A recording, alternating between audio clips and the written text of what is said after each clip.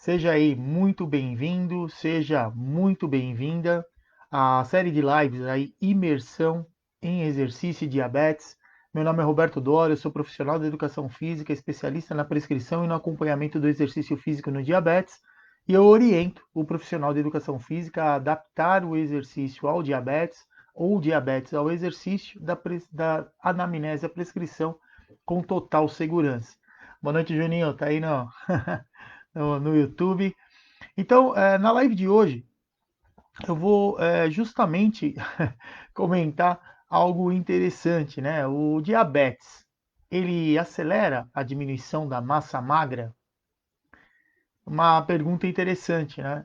A gente vê muitas vezes aí nos trabalhos que são normalmente publicados em relação a diferentes tipos de exercício em quem tem diabetes, e a gente observa, principalmente nos portadores de diabetes tipo 2, que a recomendação já de algum tempo ela vem sendo feita com base na combinação do exercício cíclico, quer dizer, do exercício aeróbio, para melhorar a condição aí cardiorrespiratória do indivíduo, associado ao treinamento de força.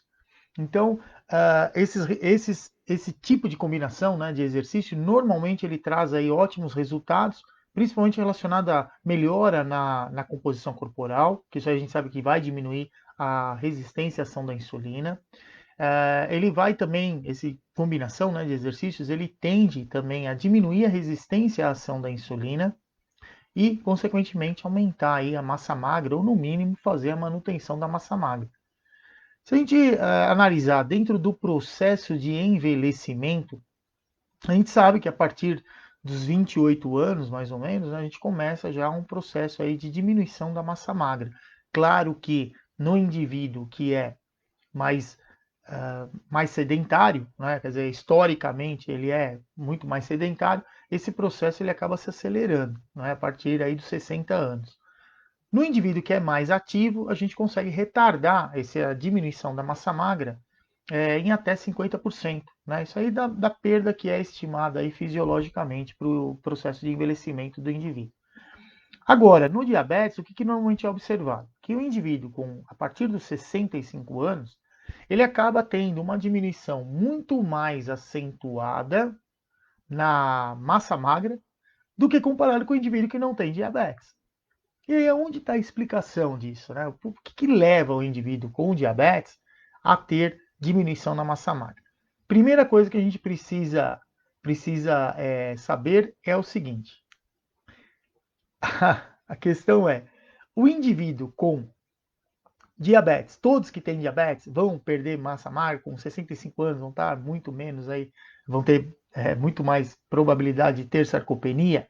Não, porque o primeiro detalhe é qual o tipo de controle que esse indivíduo tem. Então, da mesma maneira que o exercício diminui, principalmente o exercício de força, né, associado ao exercício aeróbio, ele vai diminuir o processo de perda de massa magra em até 50%, a mesma coisa acontece em quem tem diabetes e é bem controlado. Então, se o indivíduo tem diabetes, controla bem o diabetes, certamente ele não vai sofrer, né, com essa situação que a gente está descrevendo aqui, que é de acelerar o processo de perda de massa magra. E por que que isso tende a acontecer? Exatamente porque o indivíduo com diabetes que não é controlado, onde a gente tem um problema exatamente relacionado a uma quantidade maior de insulina circulando no sangue, então, consequentemente, vai ter menor quantidade de insulina e automaticamente sobra glicose no sangue. Se sobra glicose no sangue, essa glicose ela não está indo para os tecidos. E o sistema nervoso ele vai receber qual informação? Vai receber a informação de que está em alta concentração no sangue, mas que nos tecidos não tem. E outra situação que a gente tem, a questão relacionada à insulina, quem controla, né, os dois hormônios aí que vão controlar a concentração de glicose no nosso sangue? A insulina e o glucagon. Os dois são liberados aí pelo pâncreas, um pelas células alfa e outros pela célula beta. Então a célula alfa libera aí glucagon e a célula beta pancreática libera insulina.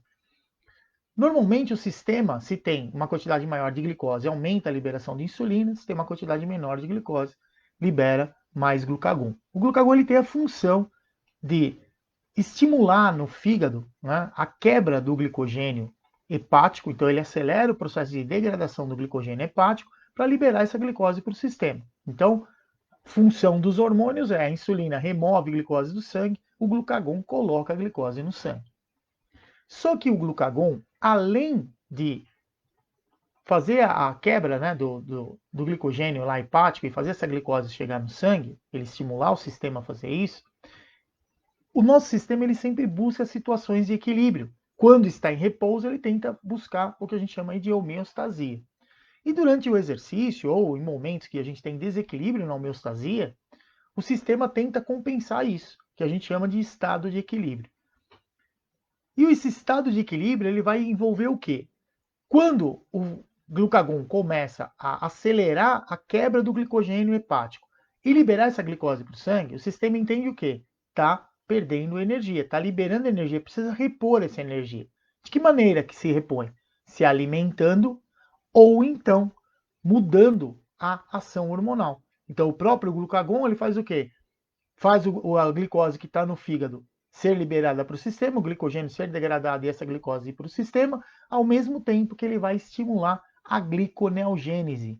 E o que é a gliconeogênese? É uma função que o nosso fígado tem que vai, consequentemente, converter elementos que não são glicose originariamente em glicose. O mais comum é o próprio glicerol, que é uma parte, né, de uma composição ali de um elemento álcool que compõe os triglicerídeos. Então o glicerol ele tem que ser removido dos triglicerídeos para o ácido graxo ficar livre e ser usado lá no sistema metabólico para gerar energia. E também os aminoácidos que estão circulando no sangue. Então alguns aminoácidos são convertidos em glicose. E o aumento no glucagon, ele normalmente acelera esse processo de utilização dos aminoácidos, da conversão dos aminoácidos em glicose. E isso acontece por conta dessa necessidade do corpo buscar o equilíbrio. Então, o indivíduo que tem diabetes e não controla muito bem o diabetes, o que normalmente ele tem? Quadros maiores, maior tempo ali em hiperglicemia, em glicemias aí normalmente acima de 180 mg por decilitro, e, consequentemente, uma quantidade diminuída de insulina, aonde o sistema vai precisar usar mais a quantidade de glicose lá que está no fígado. Então, ele vai usando essa glicose através do glucagon, a secreção de glucagon ela continua aumentando e entra nesse processo de acelerar o processo de gliconeogênese, principalmente convertendo aí os aminoácidos em glicose. E isso faz o quê? Da onde vêm esses aminoácidos? Eles podem vir da alimentação, ou quando a gente não está se alimentando, ou não se alimentou, consequentemente, ele vai ser degradado do tecido muscular. Então, da massa muscular esquelética, que é onde a gente tem uma maior concentração aí de aminoácidos. Não que esse aminoácido ele está ali como reserva, não. O aminoácido ele está ali formando as proteínas contráteis, as outras estruturas proteicas que a gente tem ali no tecido muscular. Então, esses aminoácidos eles estão em uma estrutura proteica. O que acontece nessa situação de precisar de aminoácido em maior quantidade circulando no sangue? Começa a degradar a proteína muscular. Ela começa a sofrer um processo que a gente chama de desnaturação. Ela vai se desfazendo. Esses aminoácidos vão para a circulação e, consequentemente, parte deles acaba sendo usado aí nesse processo de gliconeogênese, que é converter o aminoácido em glicose. Então, a médio e longo prazo, o que a gente observa? O indivíduo que tem diabetes e não controla muito bem diabetes, consequentemente, ele começa a perder muito mais massa magra. Por isso que quando a gente sempre, né, eu falo muito aqui sobre os efeitos do exercício no diabetes, a gente sempre comenta, né, o indivíduo tem que fazer exercício, o indivíduo com diabetes, como parte do tratamento, isso é fundamental, não tem o que discutir.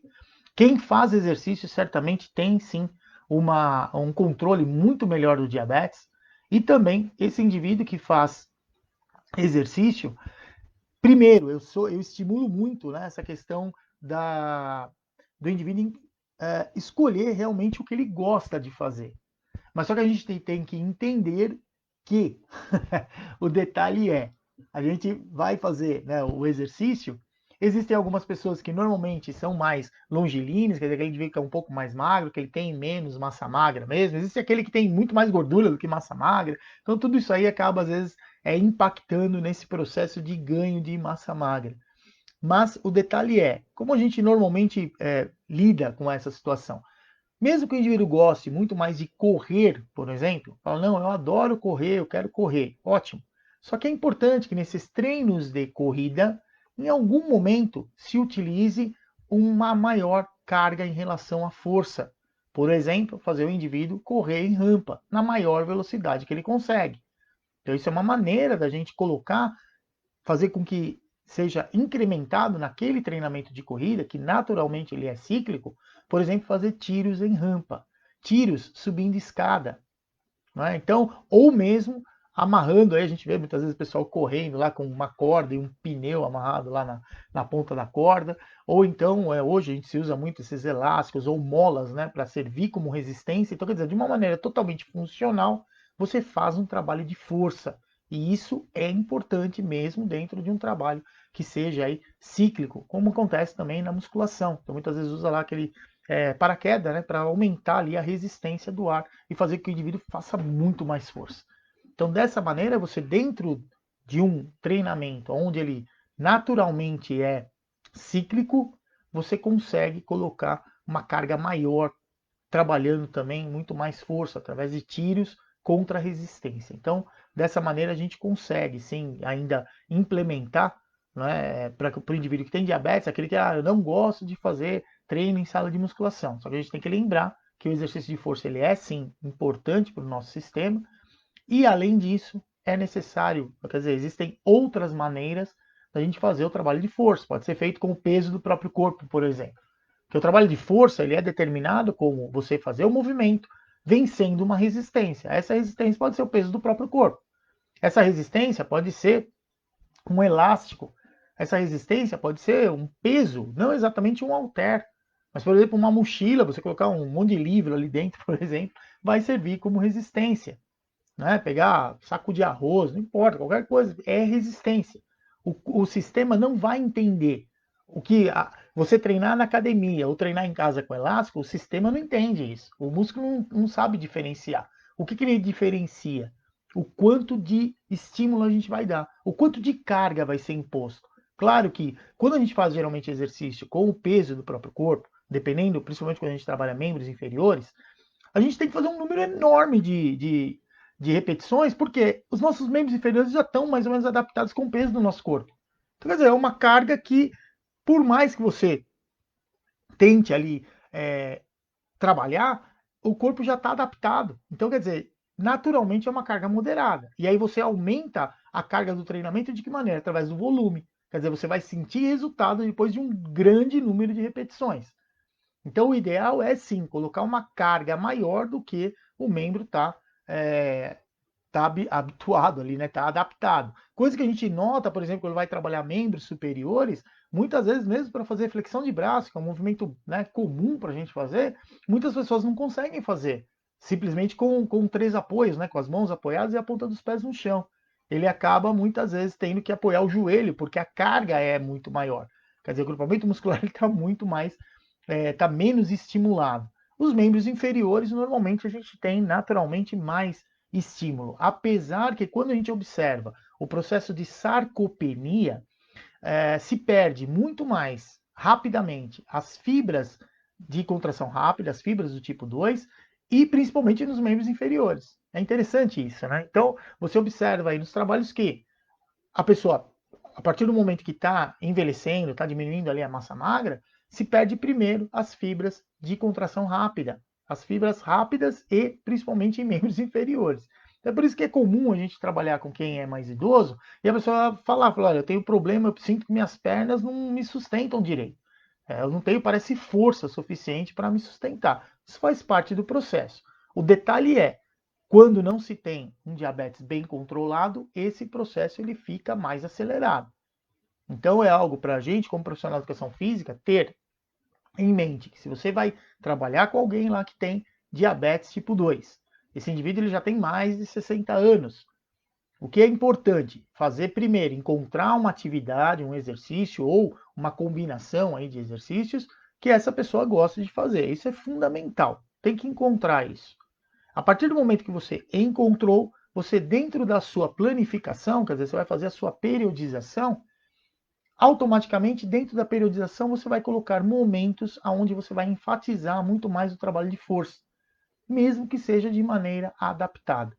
Dessa forma, a gente consegue prover aí uma boa adaptação da parte metabólica, que é tão importante para a gente, para poder ajudar aí no controle do diabetes, ao mesmo tempo fazendo um exercício ou uma atividade que a pessoa gosta sim de fazer, e além disso, ainda, dentro desse parâmetro, né, desse cenário, ainda colocar aí trabalhos de força. Muitas vezes, é engraçado que eu trabalhei durante muito tempo, né? Trabalho ainda com pessoas com diabetes, mas os que têm geralmente diabetes tipo 2, você fala com ele fazer trabalho de força, ele fala assim: ah, eu não gosto de ir à academia. Mas se você trabalha de maneira adaptada, principalmente com elásticos, eles adoram fazer exercício com elástico. E o que é legal do elástico é que a gente é que coloca a carga, né? Você fica um pouco mais próximo da pessoa, tem menos tensão no elástico. Aí você vai meio que conversando, vai se afastando e daqui a pouco a pessoa está fazendo uma tremenda força ali e nem percebeu. Então isso ajuda, né? Muitas vezes de uma maneira descontraída, você conseguir trabalhar de uma maneira muito mais eficiente com relação à adaptação do trabalho de força. E normalmente uma pessoa mais idosa, mesmo aí com diabetes tipo 2, a nossa preocupação qual é? É manter a autonomia dessa pessoa, é manter a funcionalidade dele. Né? Então ele precisa subir e descer de um ônibus, por exemplo, ele consegue, ele precisa subir e descer de escada, ele consegue. Né? Ele tem equilíbrio para isso, ele tem força para isso. Precisa caminhar, às vezes carregando algum pacote, alguma coisa que ele consiga. Então, dessa maneira, a gente consegue sim fazer a preservação da massa magra desse indivíduo. Mas é importante que se a gente comece a trabalhar aí com alguém que tem diabetes, né, principalmente tipo 2, que esse indivíduo não goste muito de trabalho, tem um pouco de resistência com relação ao trabalho de força, começa a colocar um tipo de exercício aonde, mesmo de maneira cíclica, você vai fazer ele fazer bastante força aí, principalmente em membros inferiores.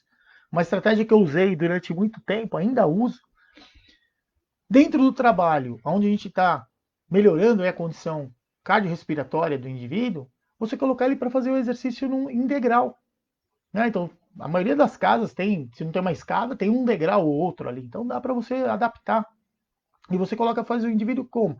Subir e descer o degrau. Sempre com a mesma perna. E você dosa uma quantidade de vezes ou um determinado tempo ali, fazendo o indivíduo subindo e descendo, e depois troca a outra perna e assim por diante. Vai alternando ali a perna que está fazendo força inicialmente. Dessa maneira você está estimulando a musculatura, está fazendo um trabalho de maneira cíclica, mas estimulando também, fazendo um trabalho conjunto aí de força muscular. Então tudo isso traz aí resultados que são bastante importantes com relação a minimizar essa perda na massa magra. Agora, se a gente consegue, através do exercício, um controle metabólico melhor, quer dizer, manter mais tempo esse indivíduo, o perfil glicêmico do indivíduo com diabetes, uma maior parte do tempo, principalmente abaixo de 180 miligramas por decilitro, você automaticamente diminui bastante esse processo.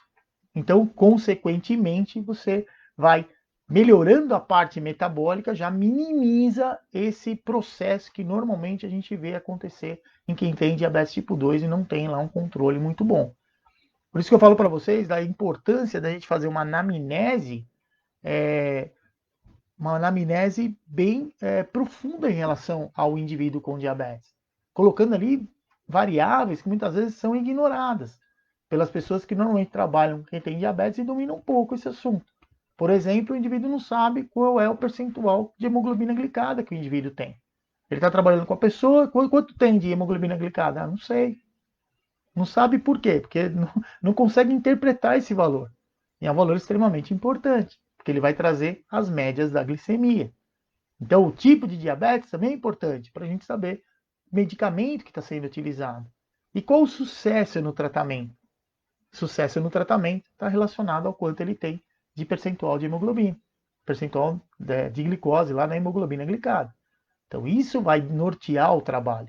Então, quando se vai trabalhar com alguém que tem diabetes, tem que sim identificar a atividade que o indivíduo mais gosta de fazer, sem dúvida alguma.